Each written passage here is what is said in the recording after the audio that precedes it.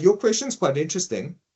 And I know that there's going to be case law that you're going to be referring to, but obviously, when entering into lease agreements and when a landlord wants to let out their property, the question always comes up on whether the Consumer Protection Act applies or whether it doesn't apply. And I mean, this notion of, yeah, but it's my house, it's my only property. Certainly the CPA doesn't apply. So I think it's very important here because the question is around a landlord that temporarily can't use their property, but intends to do so later. So it's almost like a temporary fix, letting it out for the short term, but not with the intention of doing this permanently. So maybe just give us a bit of insight. How does this work? When does the CPA apply? Is it safe, or are there any tests? What do we do?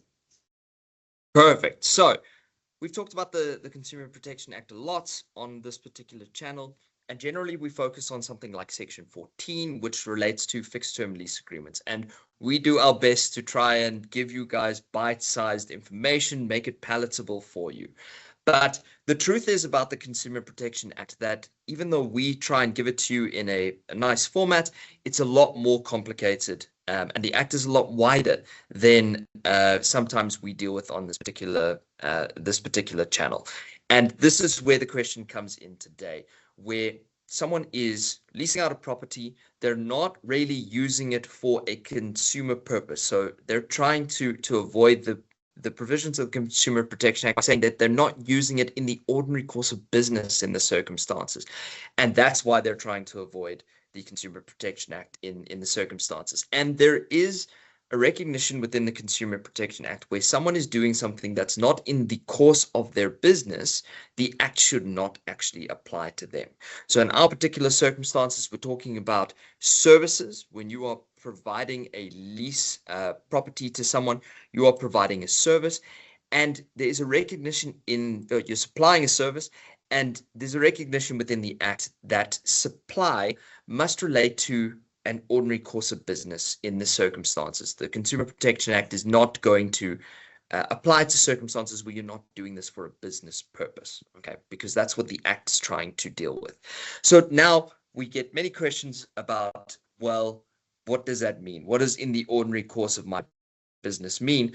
And people try to say that I don't fall under the ambit of the Act because I'm not actually supplying a service. And we thankfully have had case law where courts have considered this question about, well, what does this ordinary course of business mean?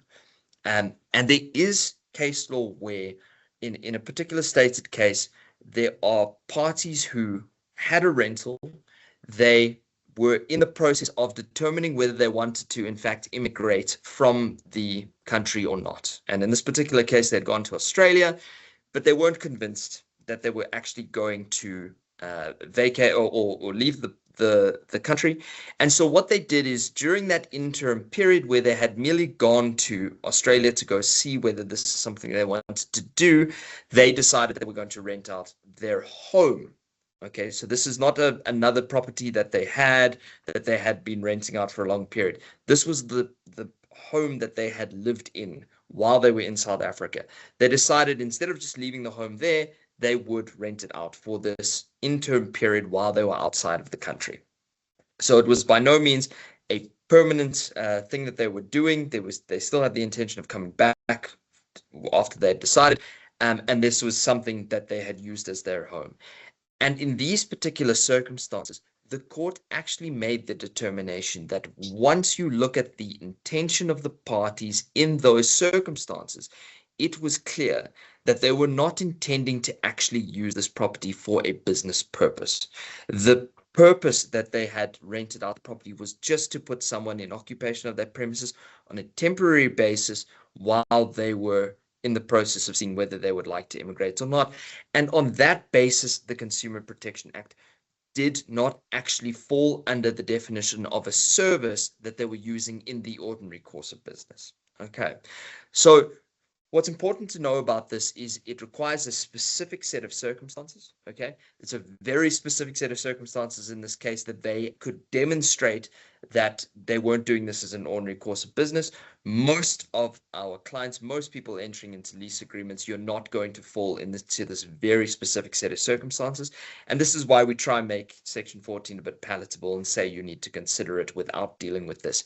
But in specific sets of circumstances where you can show that you're not doing this in the ordinary course of a business purpose, there is the ability to escape the provisions of the Consumer Protection Act. And specifically in the question that we've received today, we're told that someone has entered into a lease agreement in respect of their property that they have for a 1-year period, but it's not because they're intending to use that property for a business period.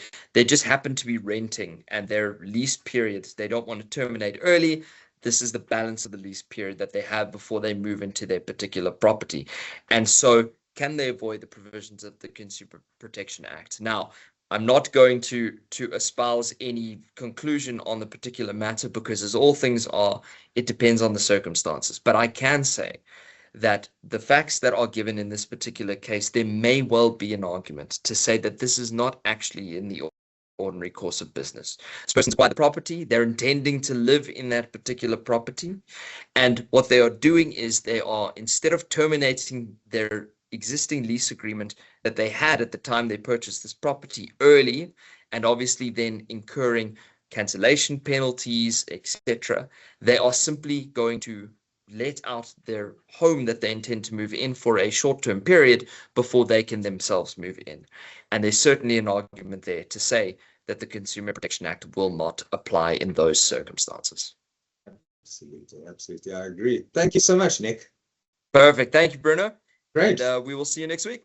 Have a great day. Cheers.